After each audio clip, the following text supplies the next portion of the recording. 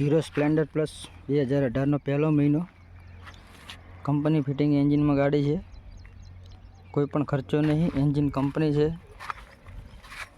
તમે વિડીયોમાં જોઈ શકો છો એવી કન્ડિશનમાં ગાડી છે, સિંગલ નંબરમાં,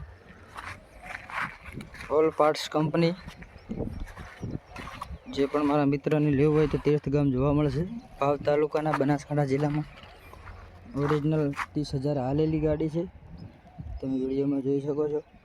બાકી બધું મોડિફિકેશન બેકેશન સારું કરાયેલું છે, લોકો ફરારીના મારેલા છે.